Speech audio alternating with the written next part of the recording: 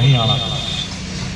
हर section आज पूरे देश के स्तर पर, हरियाणा के स्तर के ऊपर वो परेशान है।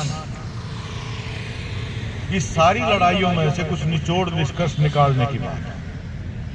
आमतौर पर हम अपनी सेक्शनल जो मांगों को लेकर के धरने, प्रदर्शन, आंदोलन करते हैं, पहले भी करते थे, आज भी करते हैं, लेकिन फर्क ये पड़ा है, पहले कुछ थोड़ा बहुत करते थे तो कुछ सुनवाई होती थी, कोई मांग, कोई आश्वासन दिया गया तो उसको ऑनर भी किया जाता था।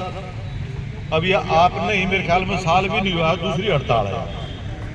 पहले भी कई दिन हड़ताल करनी पड़ी थी, अब की बार 16वां दिन हो गया। हालत यह है कि सरकार अंततः पहले कोशिश करती है लंबा खींचो, इनका सांस टूट जाए, बात ना करो, लंबा खींचो, किसी तरह से आंदोलन टूट जाए, और फिर एक स्टेज के बाद बात भी कर लेती है, आश्वासन भी देती है, समझौता हो जाता है। कई मौकों के ऊपर देखा है, ये अभी आशा वर्कर्स में लंबी हड़ताल लगी, उसके बावजूद अब दोबारा स्थिति पैदा हो रही है कि फिर हड़ताल करनी पड़ेगी, क्योंकि हड़ताल के दौरान जो मांगे मानी गई वही दोबारा से उन्हीं मांगों के ऊपर दोबारा हड़ताल क्योंकि लागू नहीं की जा रही। यही मेरे ख्याल से आपका मामला है, जिसके ऊपर पहले जिन मांगों पर आंदोलन था, सरकार ने उनको माना, अब लागू नहीं कर रही, लागू करने में बेईमानी की जा रही है। यही इन किसानों का है। पूरा देश में मेरे ख्याल में इतिहास में इतना लंबा संघर्ष कभी नहीं हुआ कि 13 महीने पूरा देश का किसान राजधानी के ऊपर डेरा डाल के बैठा रहा। 700 से ज्यादा किसान शहीद हुए।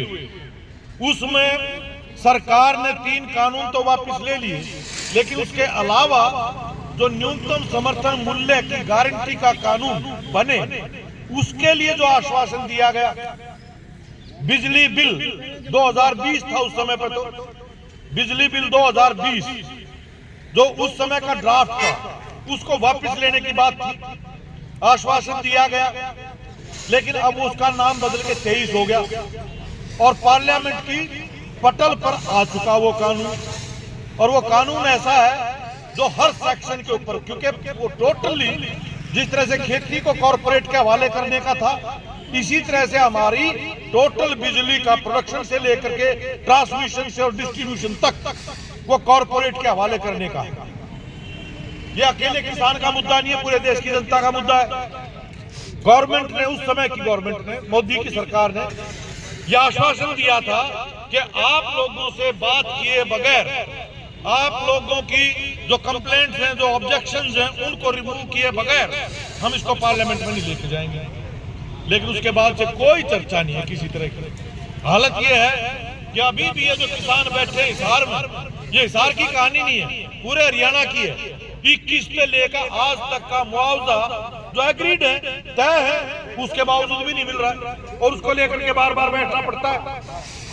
ये सारे मसले जितने भी हैं, उन सब से निष्कर्ष तो ये निकलता है कि भाई ये राम की ओट में, धर्म की ओट में आज देश पर हमला है। ये नकली राम दुलारे हैं, ये नकली राम दुलारे हैं, पूरे देश के लुटेरे हैं, पूरे देश को लूटा है इन्होंने, अपने कॉर्पोरेट के यारों के हवाले देश के तमाम संसाधन किए गए हैं। ऐसा पूरी दुनिया में कभी नहीं हुआ कि इस तरह से कुछ दरबारी पूंजीपति इतने चमत्कारी ढंग से उनकी रईसी बढ़ जाए, दुनिया में कोई ऐसा नहीं हुआ। जिस तरह से अडानी, जिसका 10 साल पहले भारत के लोग नाम भी नहीं सुना था, 630 नंबर पे किस पे था वो, थोड़ा बहुत दुनिया में, और दुनिया के सबसे ज्यादा अमीरों की सूची में शामिल हो गया।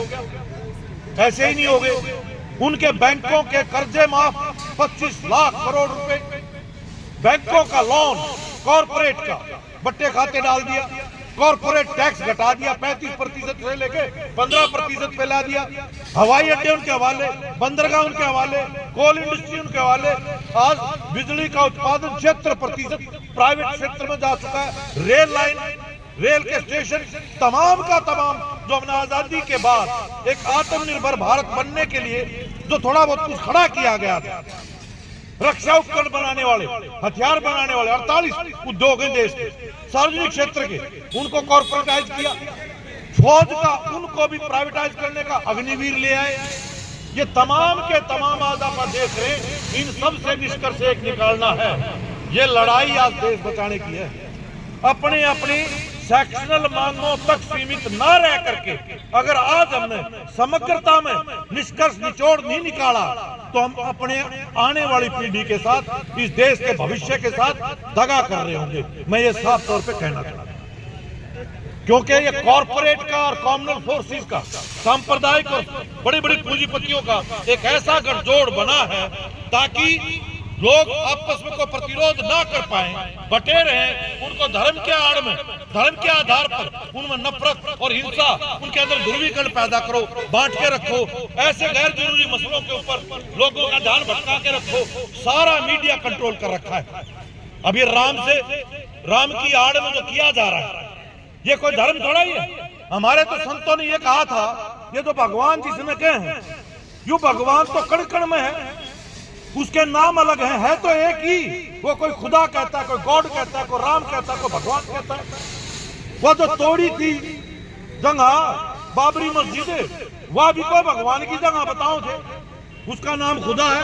ये जो बनाया इसका भी वो है, पर यू मंदिर में नहीं है। हमारे तो संतान या कही यू मंदिर मस्जिद में नहीं है, यू हर आदमी में है, कण कण में है, आप में है, मेरे में है, सब में है।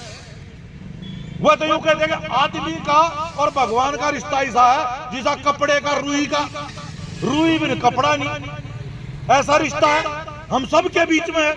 पत्थर के अंदर भगवान नहीं है, ये स्वामी दयानंद ने कह दिया।